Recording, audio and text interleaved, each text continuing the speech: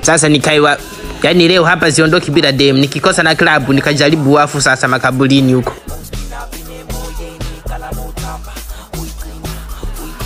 Samahani, nimekaa bila kuuliza. Kuna mtu anakuja kukaa hapa? Anayekuja ni yoyote. Umefika Tumia City. Klabu sana baba yangu bro.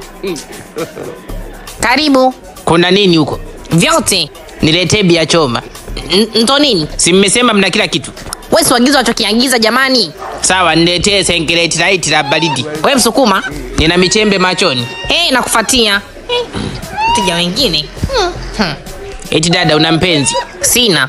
Unatoka na yoyote au na wako official? Mjini pesa yako. Sponsor ulizi. Shusha Enesi request tuondoke. Nishushe nini?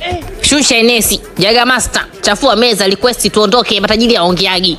Yaani nishushe pombe bei ya kodi kisa hisia za usiku. Mimi mwenyewe nimeagiza sengeleti light alafu nataka Enesi, labda atupa plastiki. Kwa hiyo huna uwezo wa Enesi. Mrembo, kumbe umekaa hapa.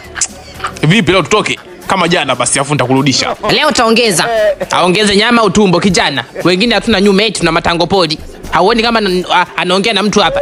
Kwa ila gani babu? Sikia mzee wangu. Kuna vyuma vya kula wazee, sio watoto wazuri kama hawa. Wewe huyu utamfubaza huyu. Wewe mwenyewe umeona kabisa amekubali mbele yako. Kumaanisha hiyo type yake. Hata kama ni biashara, wewe hapo alikuwa amekula hasara. Na kweli angekula hasara.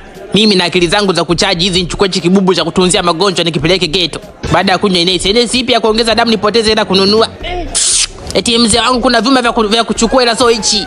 Hichi chuma cha kunyoshia matege wanasema sio cha kila mtu. Tunakwenda kuleta mimi mzee wako. Ushaniona wapi?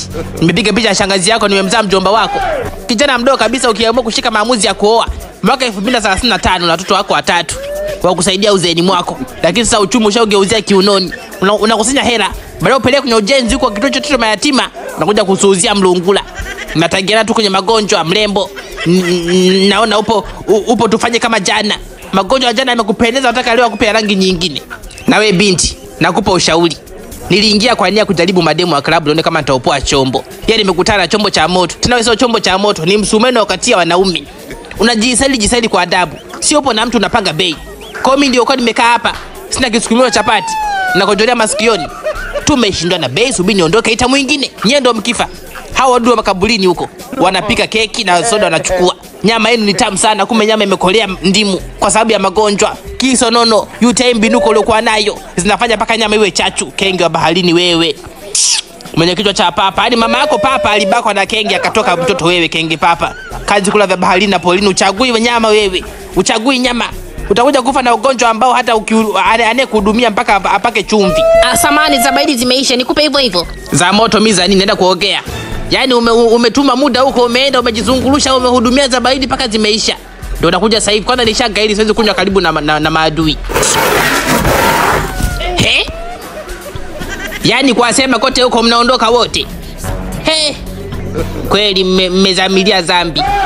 Kwa hiyo mmeniacha peke yangu. Wewe, unaweza kunitia dem? Siwezi.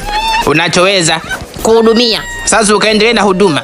Hudumia wateja mpaka uondoke na mimba. Nimekuona pale kila mteja anakupapasa. Kipata mimba ukumbuki iliingiaje. Mbona kama niliwekea chooni kabla ya kona ya mlango. Au ni ule wa kuku posheni 3. Au mtoto akitoka hapo anaitwa bahati chooni kuonana parking Kasongo.